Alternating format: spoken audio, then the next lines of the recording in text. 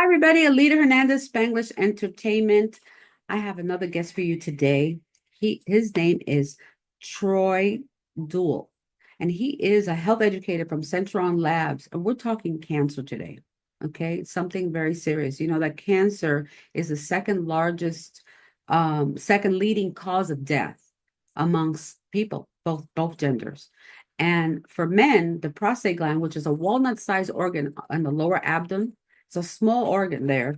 Um, Men can get malignant cells and land up getting cancer. And a lot of men suffer from this. And it's something that can be preventable. Over 90% of prostate cancer cases are treatable when detected early.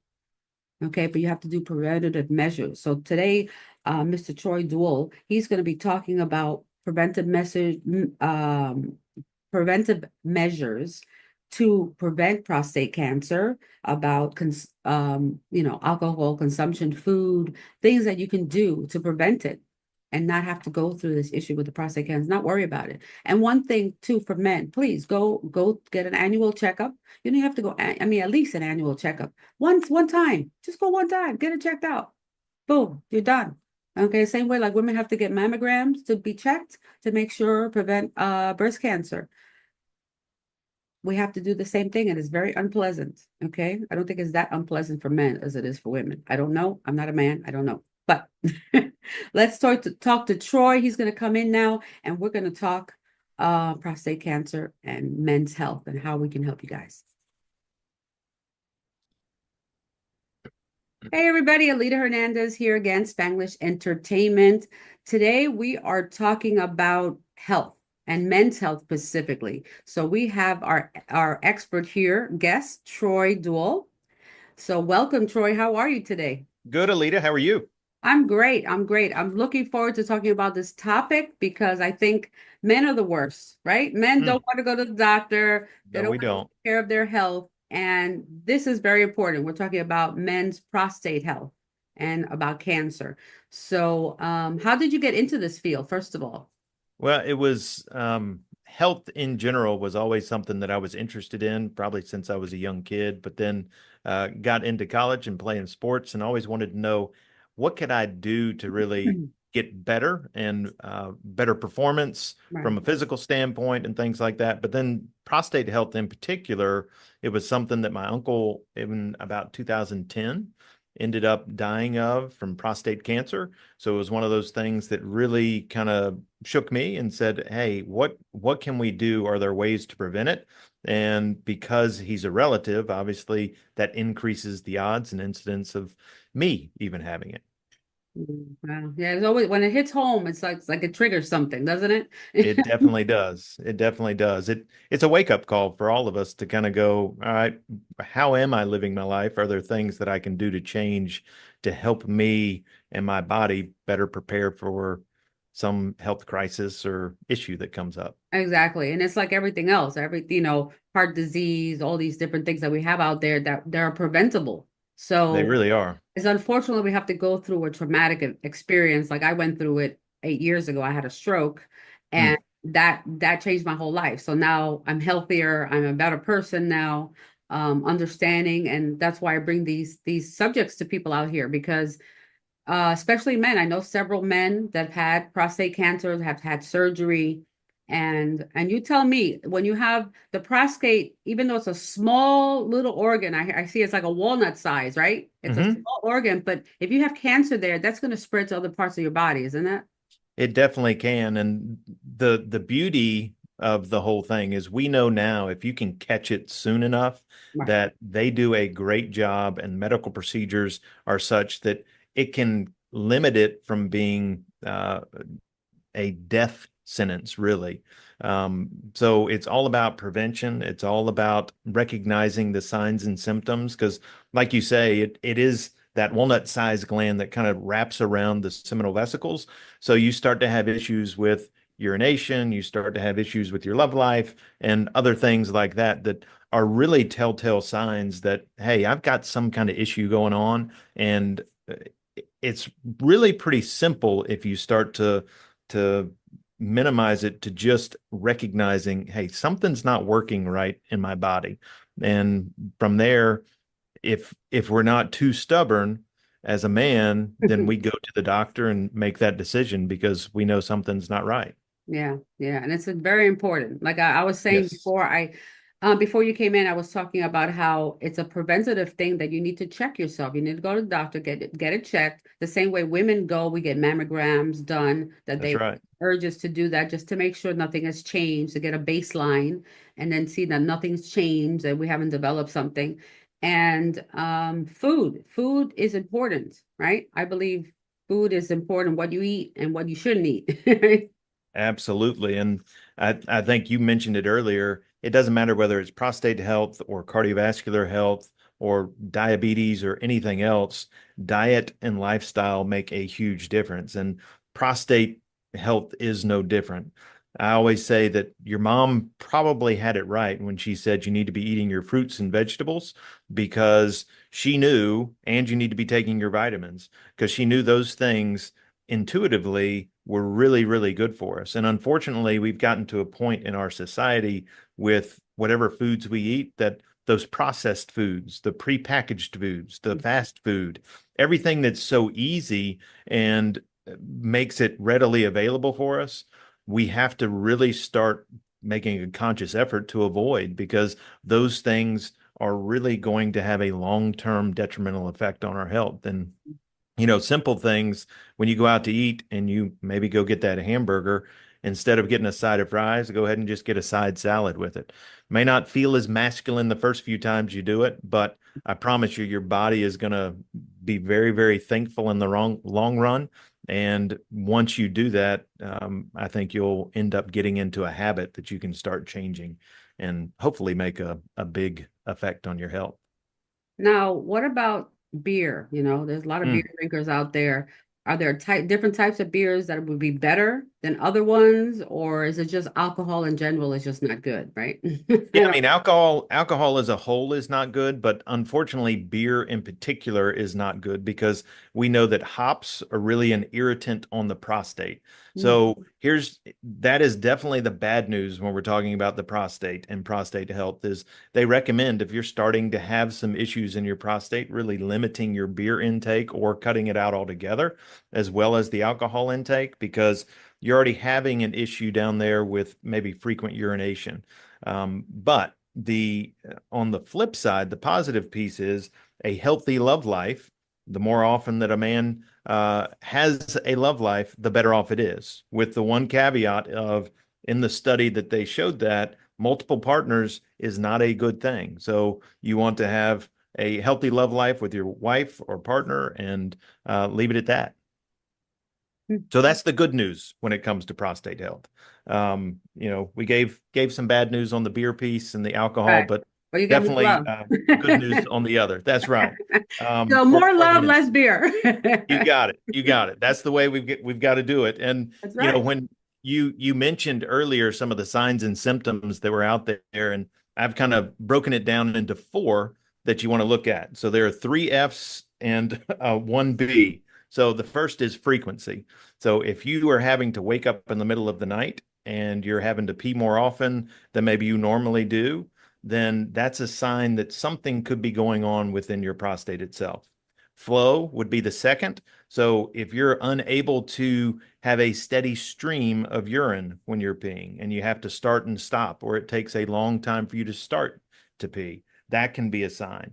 And then feeling would be the third F. So if you have pain during urination or intercourse, that can also be a sign. And the final one is really blood. So if you see blood coming out in your urine or anything else, that's a sure sign you need to get to the doctor. Now, if you have all those things, it does not necessarily mean that it's prostate cancer. It could just mean that it is an infection, a urinary tract infection, could be some other bladder infection, and it's coming up as those signs. You need to get it treated anyway. But if it is a sign of prostate cancer, then the sooner the better to go ahead and get that looked at. So people don't panic. Might have one symptom or That's another, right. but not necessarily is going to cancer. It's kind of the alarm is ringing, right? The alarm is You ringing, got it. signal, something's not right. That's And right. yeah, I always tell people you have to understand your body. You have to understand when you don't have when you have pain, something's wrong. Pain That's comes right. from something. So what's the pain coming from? Anything that comes up in your body that you go, this is not normal. You need to go to the doctor and just Absolutely. check yourself. Because and like I told people too that um sometimes you can have mental issues because of physical issues. So I had my thyroid was really high and I was getting this really bad like fog and just Hmm. weirdness. And I thought I was having a mental issue. I'm like, what's going on? And it was a Yep. physical issue that was causing me to get like that. That's absolutely right. And you were smart to recognize that something's going on. What is it? Have I changed something in my diet? Do I feel like I'm under more tense scrutiny at work or whatever it is? And there may be something that is causing those things, but always be aware of it and don't just write them off because they can be an early warning sign that you can get ahead of, especially when you're dealing with prostate cancer. So what about like foods like nuts and are they good for the prostate? Are there things that you could say that are good to eat on a normal basis? Absolutely. We already talked about mom saying fruits and veggies were big. Well, she was right. And tomatoes were probably the number one thing on the list because if you eat your tomatoes, it's got something in it called lycopene. And lycopene in studies, they have shown actually reduces the size of the prostate and helps prevent potential cancer in the prostate area. The other thing are those omega-3 fatty acids. So omega-3s and omega-6s. So some nuts will have that in there, but also fish. So make sure that it's good quality fish. And then sunflower seeds and pumpkin seeds in particular seem to really have a strong benefit for you long term. Wow, that's good. My husband always loves pumpkin seeds and sunflower seeds, so They are very good. So I'm right there with them. that's Um, good. That's good to yeah. know. That's good to know. Anything else to really avoid? I mean, besides processed food, of course, I think everybody should avoid processed food anyway. It Yes. doesn't take so much to cook food, people. It doesn't. I mean, it's a little bit extra time, and if you do it right and you prep at the beginning of the week, it doesn't take that much more time. But yeah, to avoid, I think anything that's greasy. So unfortunately, those fried foods that most of us like, you want to avoid those. You want to avoid the high sugar content foods. So those sodas, everything else, and even the diet drinks are not Yeah. very good for you long run. Um, so those would be the main things to avoid. Typical, I guess, if you're just cognizant of your diet, then you're going to do much, much better in the long run. And fruits and vegetables, anything that is grown, you're always going to be better off than something that's prepackaged. And that's probably the best way to look at it. And Yeah. and unfortunately, if it's fried, even though it tastes good and it feels good on the taste buds, it's Yeah. not real good for us long I term. know. No, it isn't. Not for Yeah, anybody. And it and is not. and it's interesting because they came out with the air fryer, okay? Yes. But even though it's air, it's still a fried something. You know what I mean? Like, Yep. and then sometimes you have to put a little oil in it. So you still, like you're not getting away from it, like fried That's meat, right. fats from the meat. You shouldn't be eating that anyway. Yep. So people have to be conscious of that too, what they eat in the air fryer. Just because there's no oil, you're still frying stuff in there. That's right. One of my favorite sayings, which is kind of similar to that, is you can't make a food healthy by adding any artificial sweeteners or anything else. So if it's already unhealthy, you're not going to make it healthy by either air frying it or adding an artificial sweetener instead of regular sugar. So keeping that in mind, I think is key to having a good diet. Yeah. And it's work. I think it's work for us Americans because I've looked at different countries, right? So Hmm. our food system here is very different than in Europe. And some Yes. countries, there's things that are banned in Europe that are not banned here. We just had Yep. red dye number 3 got banned, which was a good thing, but we have still more Very good thing. dyes. There's still tons of dyes we have to get rid of. So slowly, I hope that we can get to a point that our system will get better. But Yes. meanwhile, I always say anything that grows out of the earth and that you can eat it, that's the best thing to do, right? Absolutely. Because you're right. When you look at the back of most of those packages, the number of ingredients that are there that are synthetic and everything else, it takes a toll on our bodies long term. So we've got to be extra vigilant. And to your point, it's difficult for us because we're used to just grabbing things off the shelf. But once you get a system in place, it's really not that much more difficult than doing that. Hard Right, work at the beginning, right. but takes a little bit of discipline. But once you do it, it can become just a part of your habit and lifestyle, and things get a lot easier. Yep, exactly. That's why I always tell people it's all about your mindset, how you think about things, about your health.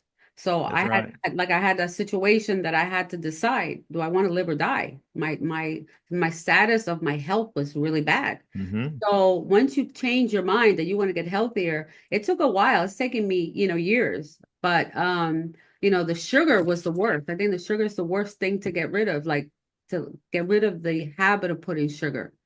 So Yep. Well, and that's a difficult one because they put sugar in everything. So even your salad dressings, your barbecue sauces, everything has that added sugar. And I yeah, think the average diet, we get about 77 milligrams of added sugar per day, which is, I think the recommendation by the American Heart Association for men is 36, and for women it's like 26 or 28. my So gosh. we're getting 2 to 3 times what we should. And that has a huge effect on inflammation, which can affect your prostate. It has a huge effect on cardiovascular disease. So it can affect pretty much everything. See, this is good stuff, I always say. I love Yes. learning more stuff and just for us to be healthier. We want to live longer and I'm happy I just had my birthday and I'm happy I made it this far. Well, happy birthday. Thank you, thank you. I reached a milestone. I just turned 60. So Oh, congratulations. thank You you. don't look like you're 60. So Thank you, well thank done. you. I have a good genes. My mother's still around. She's 87. Oh, wow. And she's still we videotaped her yesterday. We were dancing to freestyle music from the 80s. And Nice. my aunt who's 85 was jamming too. And that's what we do. We open up the That's garage, right. music on and have them some fun. That's good. And that goes into exactly what we're talking about. So exercise, like you're talking about, and movement, no matter what it is going to be good not only for cardiovascular health, but when you have good genes like you have and you add things like diet and exercise, then that's only going to increase the value of your life, Mm, and the time that you're here, you can enjoy it that much more. So kudos to you on doing that, because the last piece on prostate is exercise. So the more exercise you get with that, the better off you are, because it decreases inflammation. It helps release those toxins from our body, and then you can have a better, healthier prostate as well.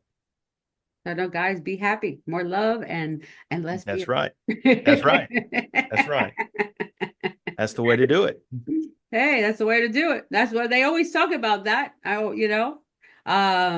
been to this like the senior centers. I take mom and stuff, and you see the people going there. And this one man gave my mother his number. Give me a call.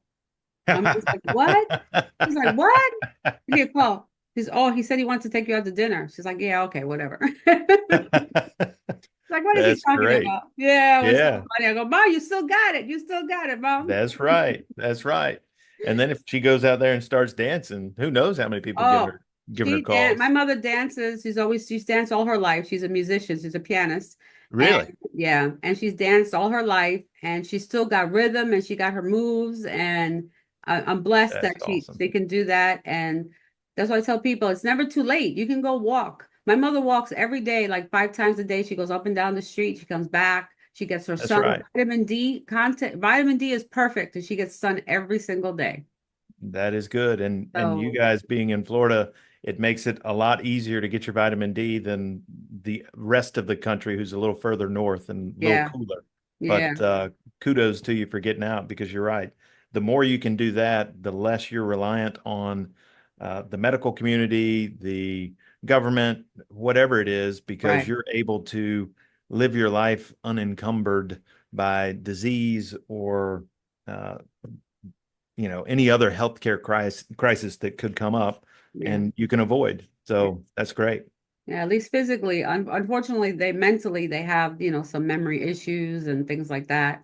Mhm. And some things you can they can be avoided, but hopefully more research is going to be done and more things that they'll notice diet and exercise is going to be a good thing too for your brain, for oxygen to Absolutely. your brain to get those neurons moving around and just using both sides of your brain, art, anything to stimulate your That's brain right. to keep young. That I mean, they do the word search. I buy the books at the dollar store, so they're always doing the word search. So at least they're Hmm. stimulating, looking for the words. And then my mother will come out and say, "Oh, this word, oh, what's this word mean?" Like she'll sell me, sometimes she'll ask me, "I don't know what Hmm. this is." And then I tell her, and we get a new definition. So she's learning some stuff too. That's great. And I mean, to your point too, that diet and exercise, I was reading something the other day that that is huge because you're talking about getting those toxins out. Well, one of the things they found in a study recently was that people with dementia, well, all of us apparently have what they are saying is the equivalent weight of a plastic spoon in our brain of microplastics. Mm. So it's in our food, it's in our water, and all those microplastics are getting in there. But then those people who had dementia, they said on average had about the equivalent of 6 plastic spoons in their brain. Oh, So the idea is how do we minimize the plastic intake for that type stuff? And some of it is through cosmetics, some of it is through uh, Tupperware and plastic things that we hold the food in. So they're saying that a lot of that is to play. So there are a lot of things that they're now seeing with studies that we could do to help, like you said, keep us from having a cognitive decline as much as we can, just like on the physical side. So that was a headline that I read last week. And I was like, that is crazy. yes. And when you hear that people have microplastics floating around in our brain or our body, it's kind of eye-opening. It is, and interesting you said that because I have a family member, younger family member that it has been very sick for the last 2 years, and they just discovered that has microplastic in his blood. Wow.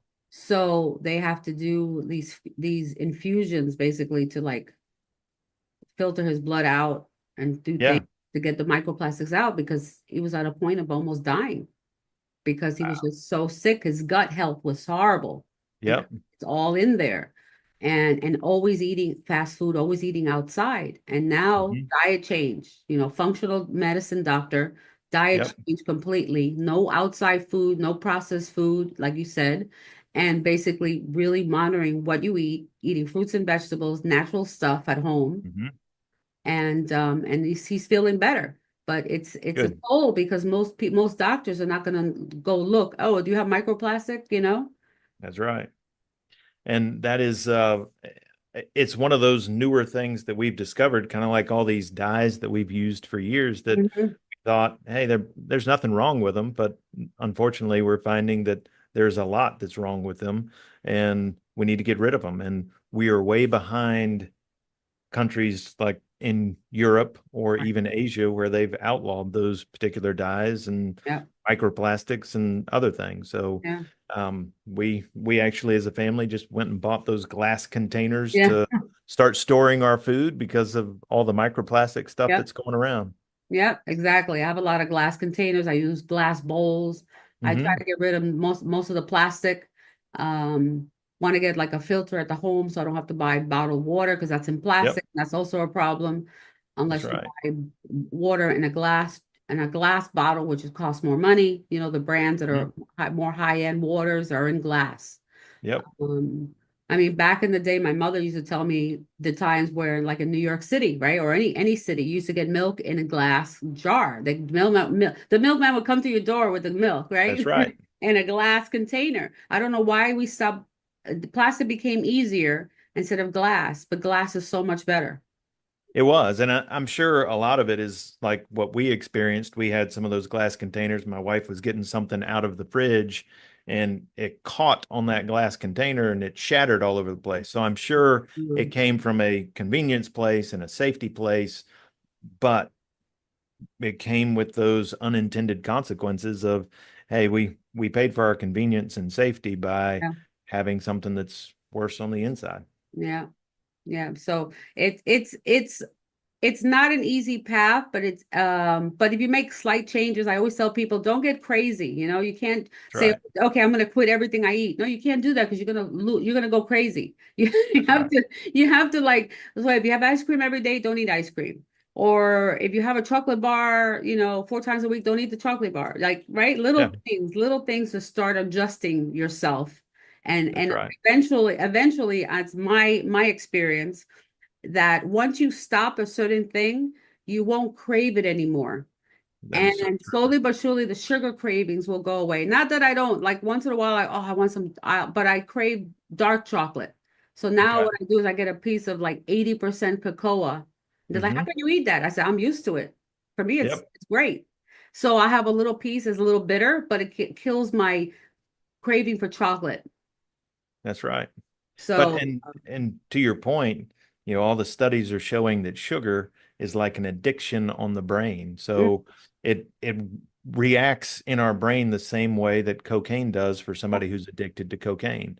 And we know because of that, that's why a lot of these food companies add sugar to it to try to keep us coming back. But to your point, come up with some scenario, whether that's cutting out one thing or saying I'm not going to eat it during the week, but on Saturday I'll have my cheat day. right. Whatever it is that you can come up with that's a system that will work for you, that's the key. I do the same thing with exercise. I'm like, you don't have to go work out, but if you live in a building or work in a building that has an elevator, take the stairs instead of the elevator. And Yeah. you just add those little things in, and you'll be amazed at the change that can happen in your life and in your body. Yeah, it does. It does. There's a big change. I had a period of time that the weight wasn't going off. And I'm like, I can't lose weight. But I had that mindset too. I Yeah, kept saying, I can't lose weight. Well, guess what? I can't lose weight because I kept that's right. saying that and also not changing my habits. You can lose weight and stay healthy by, having wine every night or going out a couple That's of times right. a week and you're drinking and you're having whatever food you buy in the store, and like you said, convenience is killing us basically. Yes, it is. Yes, it is. We're able to kill ourselves much faster, I guess is the way to look at it. And Yeah, we just have to measure those things. And are there ways we can get more efficient and make it just as convenient for us without having all the bad stuff that goes along with it? yeah. I experienced when my children were little. I was living in California. And so I was into a lot of holistic, getting juices, the wheatgrass, getting all the juices done in California. And when my kids finally started to eat, I would order them steamed vegetables and I would just mash it up there. Or I would bring a banana with me. All you have to do with a banana is just mash it. Or I would cook sweet potatoes, or I would cook anything, and I would just make it at home. I used to tell my friends, "Why are you buying baby food? Did you look what Yep, on the jar in the baby food? Tell me where it says sweet potato, and then let me know when you said sweet when you see sweet potato, because it's like on that's the right. bottom." Yep. And it No, was so it's simple. Carrots, yep, steam some carrots, you smush them. That's it. Banana, yep, you mush it. So, anything any vegetable you can mush up and they'll eat it. So my that's kids right. were used to eating vegetables and they would get surprised when we would go to a restaurant and my son would be, a couple of years old or whatever. And he's like, "Can I have some broccoli?" And they would look at me like, "He wants broccoli?" I go, "Yeah, he wants broccoli." They used to That's fight for the good. broccoli. I used to make like 2 heads of broccoli and they would eat it all. So But I think that's testimony to the fact that if you change your taste buds and you change your diet, eventually your taste buds will start craving those things that are healthy too, just like yeah. it craves those things that are bad for you. So, kudos to you on being able to do that with your kids because that set them up for a great lifetime of good health because there are studies that actually show if you get them good, healthy food when they're younger, they do crave it, and they typically will have fewer weight issues later in life. Mm, And even some of those studies that say what you eat during pregnancy hmm. affects whether you're going to have a child who's obese or not, up to 10 to 30 years old. And they've done studies on it, which is amazing to me that they can see that and follow those kids all the way through and see the long-term effects that are happening because of that. Associated with that. Yeah. I mean, Yeah. and some things are simple. I know as women, on another topic, it's very hard for women to breastfeed their children. Because it's not, it's like everybody thinks we're a woman, oh, it's natural. I'm sorry, if you've never seen it or been in a like here, we've gotten away from it. In other countries in South America or in Latin countries, I have a story from my ex-mother-in-law. She told me that in Uruguay, right? Hmm. Her neighbor got very, very sick and she had a child and she couldn't breastfeed. Mm. So she was breastfeeding her son and she landed up breastfeeding the neighbor's child too, so Wow.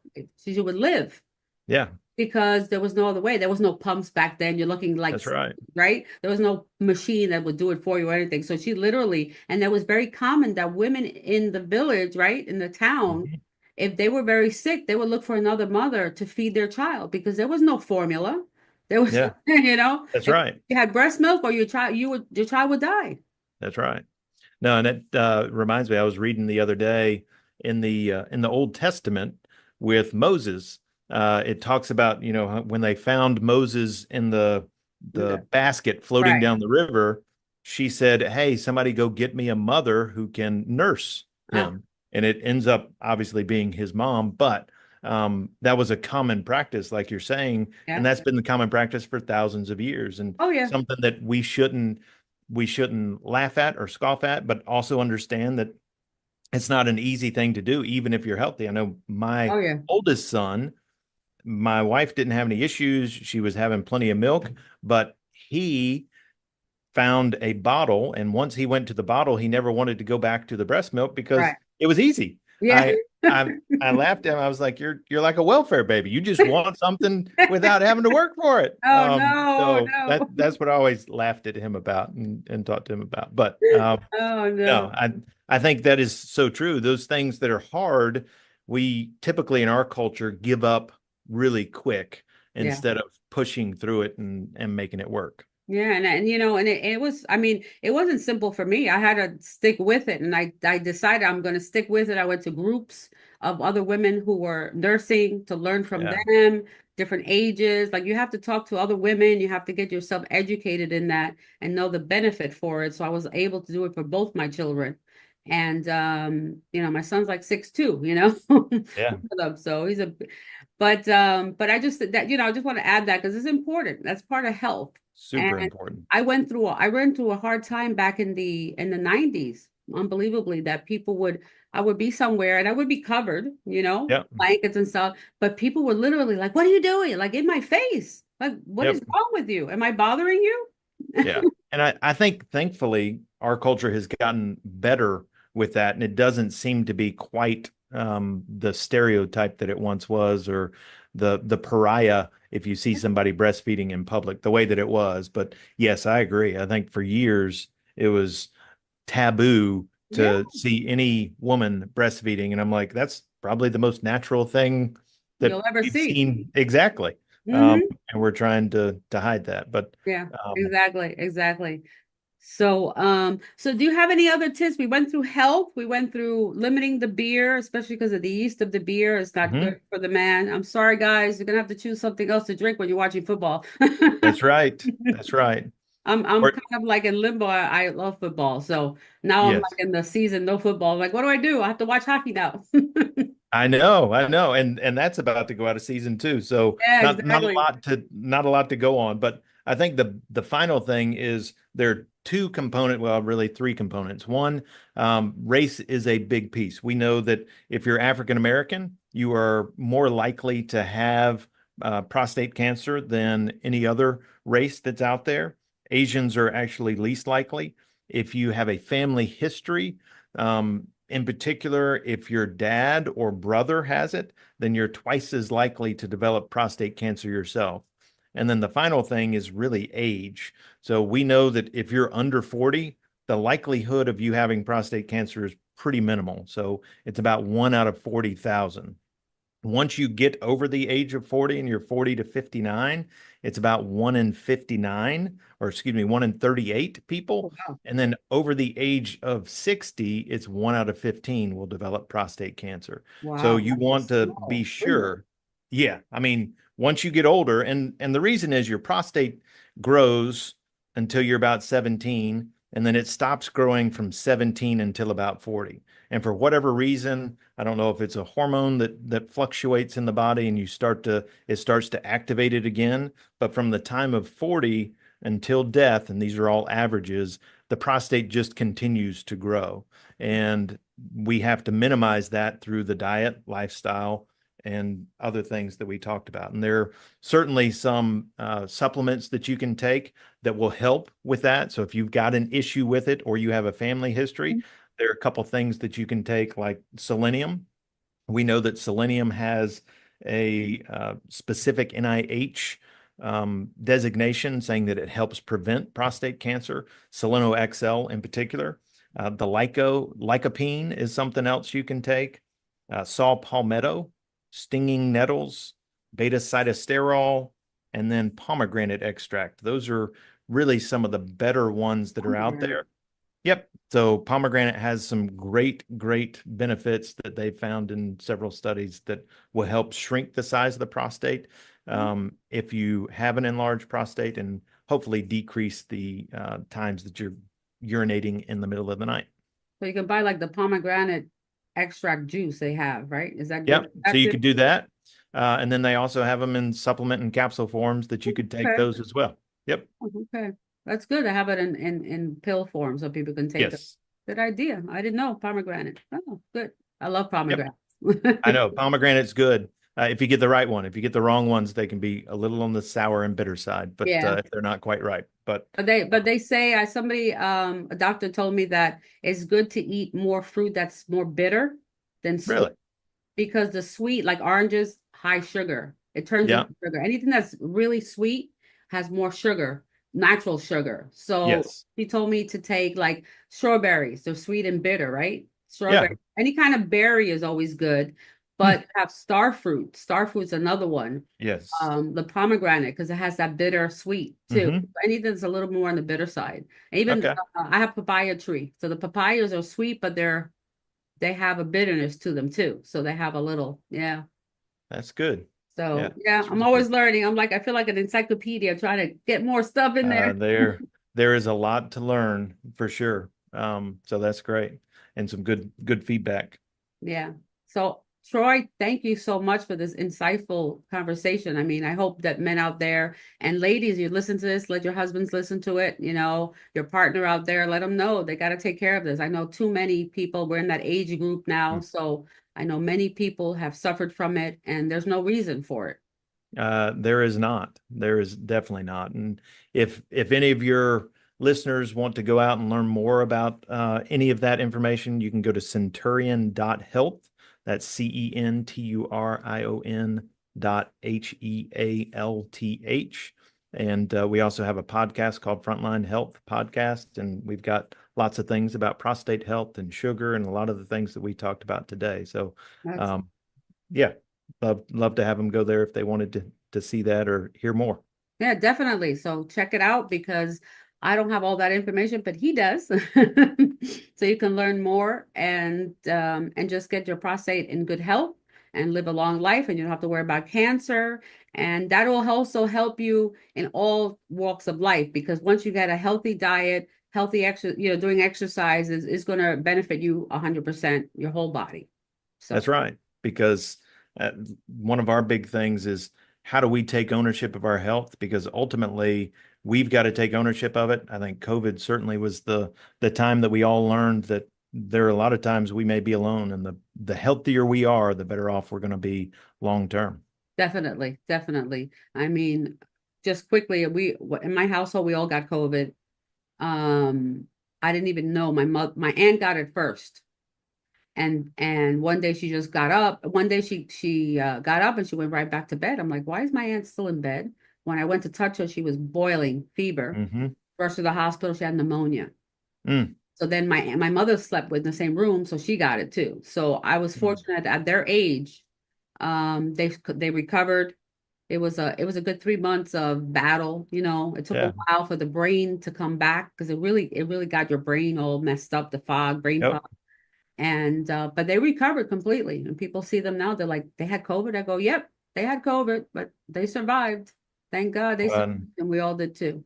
yeah, and I'm sure a lot of the reason for that is because it sounds like they were very active before. They were eating right, so they didn't have a lot of those comorbidities that were associated with most people who died from it. So that's what this is all about, and what Yep, you're trying to exactly. do. Get yourself as healthy as you can. So whether you come across the flu or COVID or any other virus that's out there, you're going to fare much, much better. Exactly. And it makes a huge difference because when you're unhealthy, and I've been there, and you get sick, just even the common cold, because the flu can Hmm. kill you too. So there's a That's lot of right. things that can kill you. These things, if you're not healthy, you get the flu. Oh my gosh, it's horrible. Body aches, the fevers, and all these things that come. And the healthier you are, yeah, the faster. Like I had it about a week, COVID, and then I got it again, but the next time I had it for like a day or two, and that was it. So my immune got better. That's right. And my husband, he got it the first time, 2 days, 2 days, Wow. like he was fine. Yeah. Like I'm like, you're okay? Oh yeah, I felt fine. I didn't even have a fever. I'm like dying, Yep. I had the brain fog. I had, oh my God. I had like 3 days. I don't know what happened. Yep.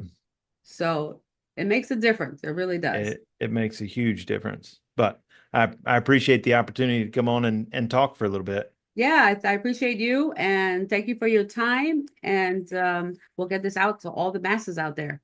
Awesome. Thank you so much. Have a great day. You too. Bye-bye. Bye. Stop recording.